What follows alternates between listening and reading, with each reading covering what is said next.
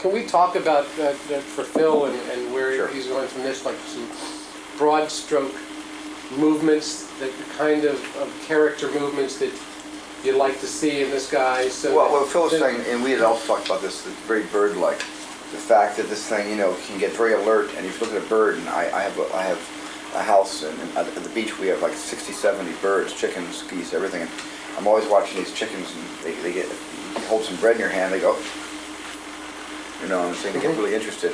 I like the idea these things could just like snap in no frames to a position, and then they can suddenly. I like the idea also of coming down to a low ducking position. They can actually bend here because they have a great knee joint here. And of course, the head should do all sorts of telescoping. The head should be completely mobile.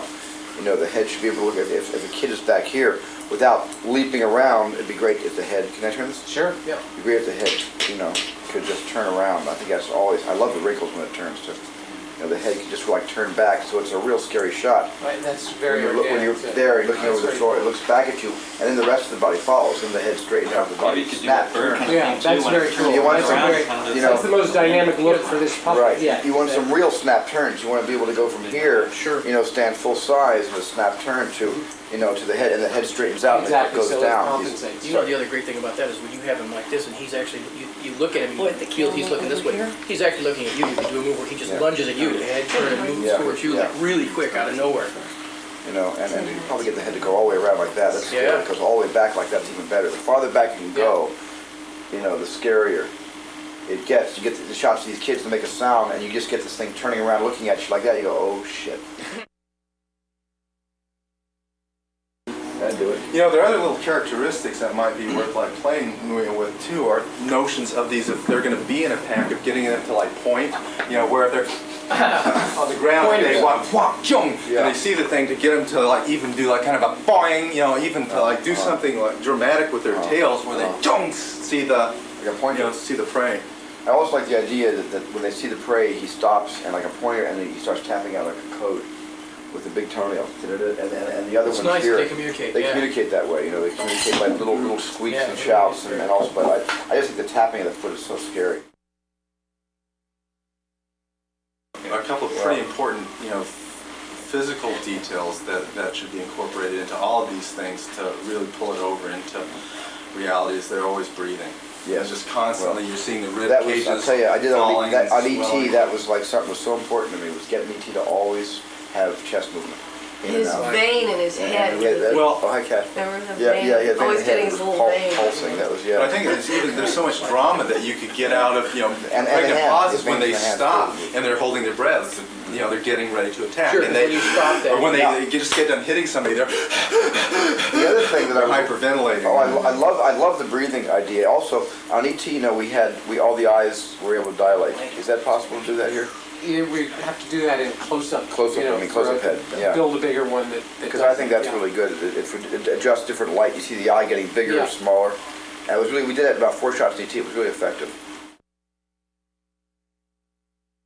The philosophy of this would be that we would make it scarier. We would never see a shot like this. You would only see a shot from inside the car from the kid's point of view, or you'd see a shot from Grant's car through the rain at the full-size Rex. And that would be the rules, because otherwise it becomes a Godzilla movie where you're cutting to angles. To me, it's not scary unless you're with the people in the car looking out the It's not a windows. point of view. Now So you're this is scary to me when you're inside the car with the kids and you're moving around with a little dolly inside the car and you're moving around, this sort of thing. That's great. He should try to Well, I like the have idea to of him drop putting it, his being whole nudged body it. against the car and Exactly, pushing the car on pushing it. purpose. Yeah. And the car comes up against the fence, which is probably, by that time it's down like this. It comes up against it, and then the car starts going like this. Yeah, You know? great stuff like that. Yeah. But the but electricity no one's gonna totally scare out, isn't it? people. Because I was going to say, it'd be There's great no if the electricity. sparks are There's no flying off the electricity. fence. But you know what's really going to be scary? I mean, everything we're talking about here is essential for credibility. What's going to be the scariest stuff is when you hear the breathing of this thing. This nose comes in the car window, and you see the breathing against the glass, displacing the rain. Or you just see the tongue go into the window a little bit, or you just feel the breath, you get how fetid it smells, and you just get a sense that when this nose is in the car, it's like deafening. Intake and expiration of air. It would really be scary. Well, the part I like is where it eats the skylight, and the skylight, the big plexi comes out, and it actually protects the kids in a plastic bubble. But it frustrates the wreck. He's trying to get his mouth around the kids, but he's got the plastic bubble in his way. It goes right through the top of the car. So it means the whole half roof would be a big plastic bubble. It could just go inside the car and encapsulate them, you know?